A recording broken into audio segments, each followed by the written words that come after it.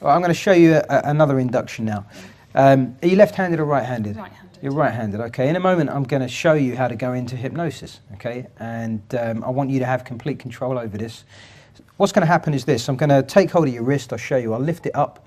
And when it gets to about here, that'll be the point where you go into hypnosis.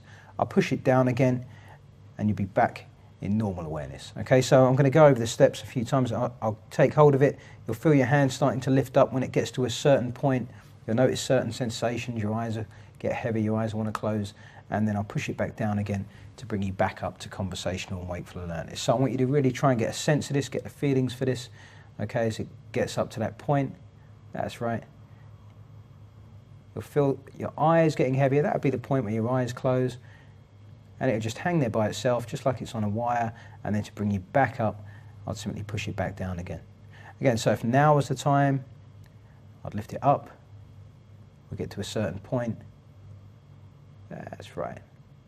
Your eyes close, and you just relax, you just drift inside, and then it drifts back down again, and you come all the way back up to full and wakeful alertness.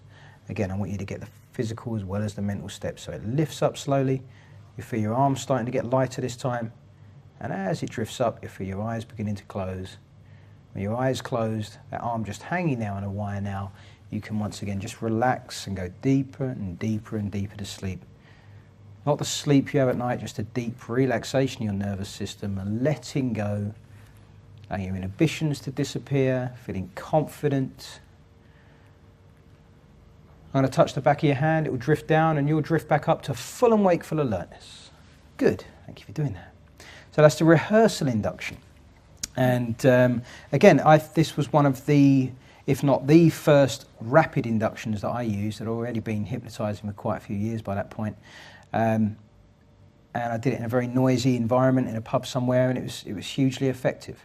Okay, part of the reason it's effective, and part of the reason it's a good one to use with people who are slightly nervous about being hypnotised, is again because it's very permissive.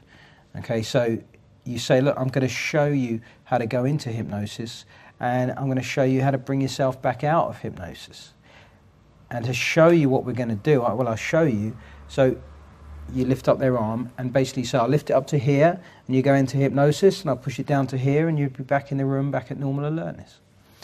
But I want you to learn this, so up to here, and each rehearsal that we go through, I'm kind of add a few more steps, add a few more suggestions. So my language will go from as I lift it to as your wrist lifts up, as you feel it just lifting by itself, and you seem to smile at that point. You know, I don't know what was occurring there, but what I'm trying to get to is a point where I reach over that third or fourth or fifth time, and as I touch your wrist, it does what it's doing now, because your arm's now trained and it starts to go up. So I don't really have to touch it. Once I get that, I will use this phrase, and as your arm just drifts up and your eyes close, like this is linked to this happening. And after 4 or 5 iterations of that, sometimes less, you'll find you lift it up, people's eyes close, and you can simply say, that's right, eyes closed, as that arm hangs on that wire, deeper and deeper and deeper. So that's the rehearsal induction, but again, moving from demonstrating something to someone kind of imagining what might happen to it actually becoming real. So it's quite disarming induction, but it's a very good one.